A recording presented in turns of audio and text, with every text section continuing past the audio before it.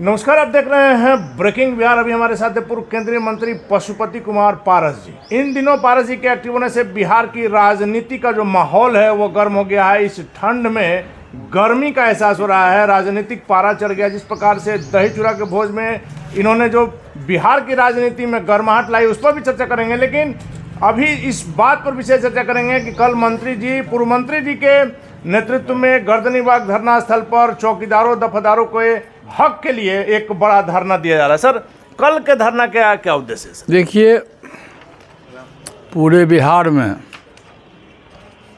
चौकीदार और दफादार जो नियुक्ति है बिहार सरकार के द्वारा, ये अंग्रेज़ की बात तो छोड़ दीजिए, अंग्रेज़ ज़माने से पहले भी जो मुग़ल पीरियड था उस समय से पासवान समाज के अधिकांश लोग ही चौकीदार हुआ करते थे।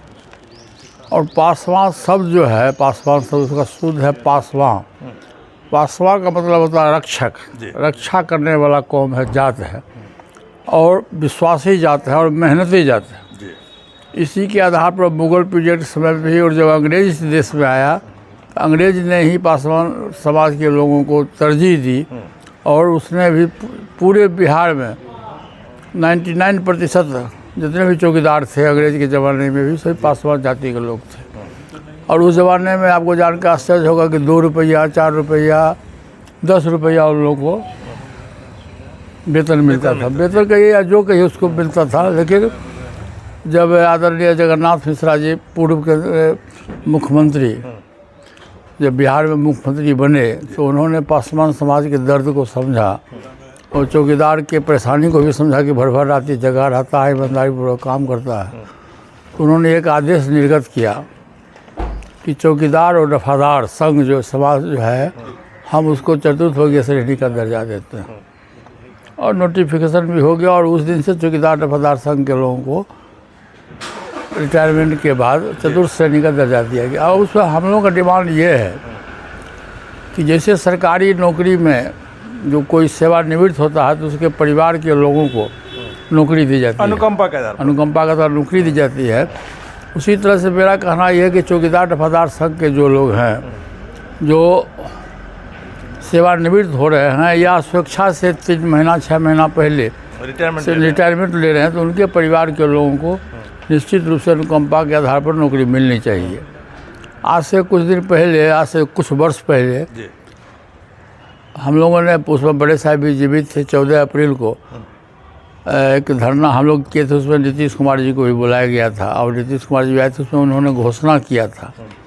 लेकिन इधर 6 महीना पहले देख रहे हैं कि बिहार सरकार का एक नोटिफिकेशन निकला है, जिसमें नई वैकेंसी जो चौकीदार का होगा, दफादार का होगा, उसमें रिजर्वेशन को समाप्त कर दिया गया। मैंने जनरल जो चौकीदार समाज के लोग 99% 90% जो पासवान समाज के लोग होते हैं उसको ख़त्म कर दिया गया, और जो शेड्यूल कास्ट का जो रिजर्वेशन है उसी को कायम रखा गया। और सेवानिवृत्ति के पश्चात अनुकंपा के आधार पर जो नियुक्ति होनी चाहिए थी वो भी समाप्त कर दिया। ये बिहार सरकार के बारे में मैं आपको एक बात कह दूँ कि बिहार सरकार शुरू से ही दलित विरोधी और पासवान विरोधी है। दलितों में भी पासवान? हाँ, उसका एक कारण है कि आप देखिएगा कि आज से 10 वर्ष पहले नीतीश कुमार जी की जब नेतृत्व सरकार बनी, तो सबसे पहले उन्होंने पासवान समाज पर कुठाराघात किया और बिहार में दलित और महादलित का बंटवारा कर दिया। और आज जितनी भी सुविधाएं मिल रही है बिहार सरकार के द्वारा, भारत सरकार की बात छोड़ दीजिए, बिहार सरकार के द्वारा जो भी सुविधाएँ मिल रही है वो सिर्फ महादलित समाज को मिल रहा है, पासवान समाज को नहीं। आप बिहार में देखिए, प्रशासनिक पदाधिकारी में देखिए, तो आपको इन्हें गिने कोई पासवान मिलेगा। पासवान समाज का अफसर आपको बिहार में डीएसपी हो, एसपी हो, डीएम हो, डीडीसी हो, आपको कहीं नहीं मिलेगा। तो ये जानबूझ के बिहार सरकार, पता नहीं कारण क्या है, नीतीश जी को पासवान जाति से एलर्जी है या क्या है, बिहार सरकार और ख़ास करके नीतीश जी पासवान विरोधी काम बिहार में कर रहे हैं। और आज 6 महीना से चौकीदार दफादार संघ के जो लोग हैं पूरे बिहार में धरना और प्रदर्शन कर रहे हैं, लेकिन बिहार सरकार एक भी उनकी बातों पर ध्यान नहीं दे रही है। उन्हीं के समर्थन में, इन्हीं सब बातों को लेकर, उन्हीं लोगों के समर्थन में हमारा जो दलित सेना है, दलित समाज का जो हमारा दलित सेना है, उसके नेतृत्व में कल, हमारे नेतृत्व में कल धरना का आयोजन किया गया। उसमें पूरे बिहार से काफ़ी संख्या में चौकीदार, दफादार और प्लस हमारी दलित सेना का जो सेना है वो वहाँ उसमें मौजूद होंगे। और हम लोग बिहार सरकार को अवगत कराएंगे, बिहार सरकार को बताएंगे कि आप जो पासवान समाज के साथ अन्याय कर रहे हैं ये ठीक बात नहीं है। आने वाले समय में पासवान समाज आपको इसका बदला लेगा। सर, कहा जा रहा था कि जब लोकसभा में आपको साइड कर दिया, हालांकि आपने लगातार प्रधानमंत्री मोदी के प्रति आस्था व्यक्त की और इसी कारण से लोकसभा में आपने इंतजार किया, लेकिन आपके समर्थक भी लगातार कहते रहे कि पारस जी के पीठ में छुरा भोंका गया, फिर भी आप कई दिनों तक शांत रहे। लेकिन मकर संक्रांति के दिन आपने बिहार का जो राजनीतिक पारा है उसको चढ़ा दिया और कहा जा रहा है कि अब 2025 में पारस जी एक बड़ा फैक्टर साबित होंगे बिहार। देखिए, मैं 2014 में एनडीए गठबंधन का सहयोगी दल बना था, हमारी पार्टी बनी थी, और उस समय से आज तक बहुत ही ईमानदारी पूर्वक हम लोगों ने एनडीए गठबंधन का साथ दिया। माननीय प्रधानमंत्री जी की सराहना की और कहीं भी ईफ गड़बड़ हम लोग के द्वारा नहीं हुआ, हमारे पार्टी के द्वारा नहीं हुआ। और अंतिम समय तक भी हम लोग को इस बात की जानकारी नहीं मिली कि हमारे साथ में एनडीए गठबंधन के लोग अन्याय करेंगे, क्योंकि हमारी पार्टी दलित की पार्टी है। इसमें अधिकांश सांसद दलित पिछड़ा वर्ग के लोग थे, तो इन लोगों ने हमारे साथ में अन्याय किया और हम लोग 5 सांसद थे। अब 5 सांसद के बिना किसी कारण के, जबकि हमारे विरुद्ध कोई भ्रष्टाचार का आरोप नहीं था, कोई दल विरोधी काम नहीं किए थे, और जो व्यक्ति विरोध किया सब दिन उसी को ही दिया। आप लोग सब जानते हैं कौन व्यक्ति है। उसके बावजूद भी हमने देखा कि हमने एक कार्य समिति की बैठक बुलाई और हमने देखा कि देश की पुकार है वर्तमान समय में कि नरेंद्र मोदी जी के नेतृत्व में सरकार बने। फिर भी हम लोगों ने पूरे देश में, हमारी पार्टी ने, हम लोगों ने समर्थन किया।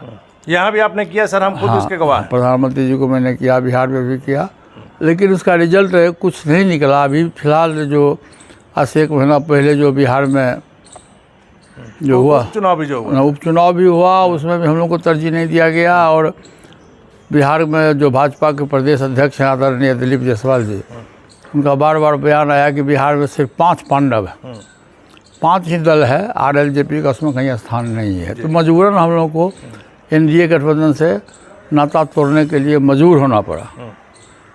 और 15 तारीख को मकर संक्रांति के दिन हम लोगों ने सभी दल के नेताओं को निमंत्रण दिया, लेकिन उसमें आदरणीय लालू प्रसाद यादव जी बीमार होते हुए भी हमारे पुरानी रिश्ता को निभाते हुए वो खुद आए, तेज प्रताप जी भी आए और काफ़ी संख्या में लोग आए और बहुत अच्छे बने। मुझको काफ़ी खुशी हुई और मैं बहुत ही उस प्रोग्राम से पूरे बिहार में एक चर्चा का विषय बना कि बिहार में 2 ही गठबंधन है, एक महागठबंधन है और एक एनडीए गठबंधन है।